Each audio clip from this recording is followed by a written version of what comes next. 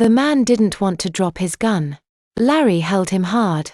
The man was turning almost purple when he finally dropped the gun. Larry released him. He fell prone on the ground and didn't move. He gagged and coughed weakly. The other two looked like they were very content staying right where they were for a long while. Larry moved around until he stood beside me and could closely guard the three men. He asked in his wonderful sweet voice, "Is Miki all right?" My heart felt so great. It was a fantasy. Right. A wish to the moon too. This. He even saved my life. I was a young woman totally in love. I fully believed in the garden of the moon and the lover's wish. I tell him lovingly sweet in a girl's voice who has a serious crush. "I'm not hurt thanks to you, Larry." Larry looks at me with his dreamy eyes and says, "I am most glad to hear it, Miki. It could have been a lot worse." Larry's expression changes. He says very sternly, "Miki, you have been a very bad baby girl wandering off that way. You have scared your parents and Nana to death. Not to mention what you have done to all the Imperial guards. The entire palace is a total uproar." I shake my head slightly. I feel the hair on my head as it falls around my shoulders and face. I bow my head and sigh. I am overjoyed that Larry is here. I just wish it could be under a lot different circumstances. This isn't the right time. Larry sits beside me. He brushes an annoying lock of hair from my face. He asks softly, "Is there something I can do?" "My lady." I reply, "I'm so sorry, Larry. All I wanted was some alone time. I needed to think about some things. Girl things." Larry hugs me gently and kisses me on the forehead. I am almost going to pass out. It is a wonderful thing I have on a diaper. If I wet this time. Larry stands me on my feet and takes me by my hand. He is so huge next to my petty body. I am totally in love with this beautiful man. I feel electric tingles all through me as we slowly walk back towards the nursery. Many guards gather. Larry picks me up and carries me. I put my thumb in my mouth. I am embarrassed. I take it out. I discover it is really hard not suck my thumb. I am still in baby mode after all. With very big girl emotions.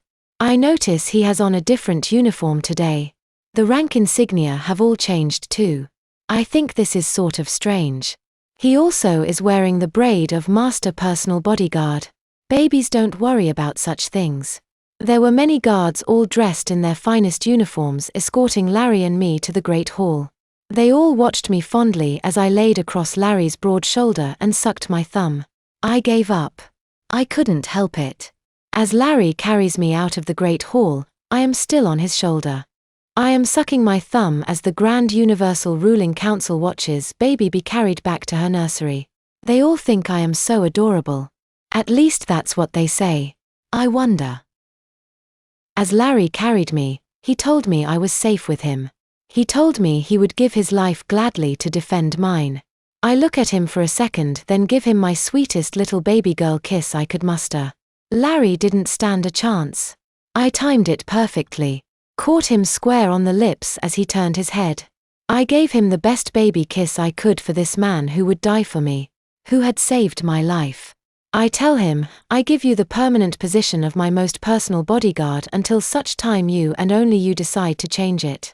With this, I put my arms around his neck and gave him a very UN baby-like kiss. He slowly let me slip to the floor. I was on my tippy toes. There was resistance from him at first as my tongue entered his mouth and caressed his tongue. I could hear the voices of the other guards wishing they were him. I felt him become very aroused. He softened.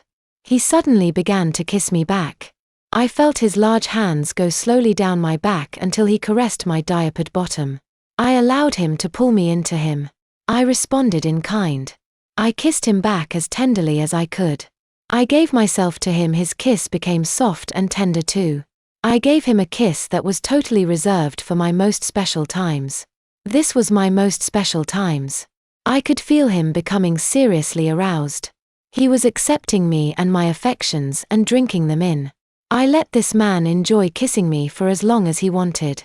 I kissed him with the most personal kiss I had ever kissed. This was my first kiss. When he broke the kiss, I blushed shyly and giggled as I bounced on my toes. My head swam and I was dizzy. I said softly in a very sweet girl's voice, "That's for all the sacrifice and loyalty you have given me, Larry. I hope my kiss is something worthy of payment for that loyal service." I blushed and was very shy. I put my finger in my mouth and looked adorable for him and giggled sweetly. I felt giddy. I had pleased him. I knew and was part of the pleasure. Larry had stumbled and almost lost his balance. I knew exactly how he felt. He was dazed in a way he had never been before. He had never had a girl kiss him this way and he was totally taken by surprise. His head swam. We were in front of the nursery door. All the escorting guards were extremely pleased. They had made a circle around Larry and me with their backs to us. Nobody could see what we were doing inside the circle. They all wished they were Larry for that few minutes. They all seriously loved and adored me too.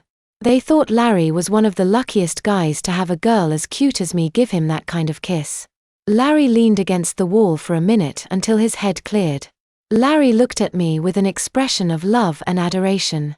Larry said softly in a voice broken by strong emotions, "Thank you, my lady. That is payment in full for the rest of my life." I giggle sweetly again and say in a cute voice, "Let's go someplace soon. You and me. Have fun maybe." Larry's eyes shine brightly. He said, "Soon, Miki. Real soon." It would be sooner than he thought. Daddy and Mommy already approved and gave their permission. He would be told soon. I had no idea. I kiss him softly one more sweet time. I say good afternoon and enter the nursery to Nana and a spanking. It was worth every one.